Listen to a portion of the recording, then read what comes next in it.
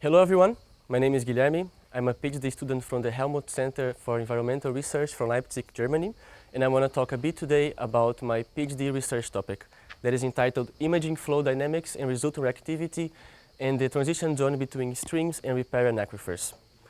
As we all know, these areas are very important for natural attenuation of certain chemical compounds and pollutants as nitrate coming from agriculture fields. As we have in our study area, in the Selk River close to Leipzig, we have a very big input of nitrate from the agriculture fields to the water. And we want to understand how these patterns of attenuation changes in space and time according to different controls.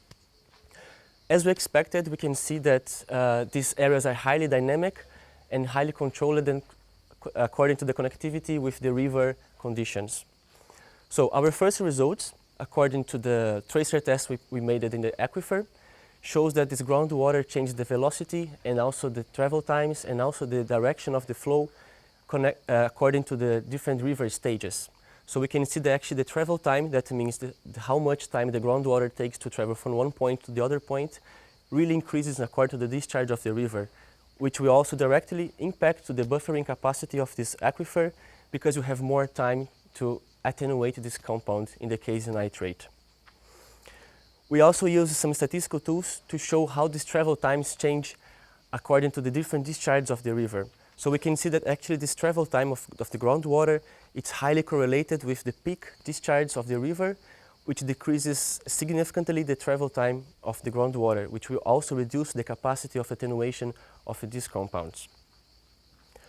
Also, measuring the oxygen concentration in the river and in different wells from different distance from the river, we can see how this oxygen consumption changes according to the seasons and the river discharge as well.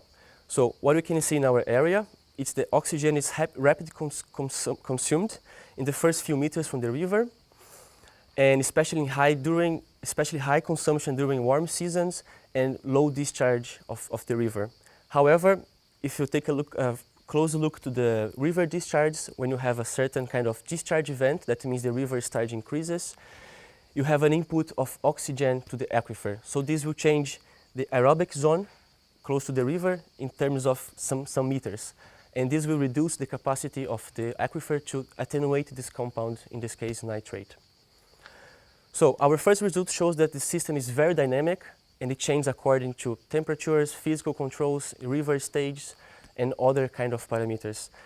In the next steps of our research, we plan to implement a numerical model to fit the processes that we observe in our area, to gain more insights about these dynamic processes and how this is relevant for the catchment scale in our area. So if you want to know more about my research, please contact me in my email or visit our Enigma website. Thank you.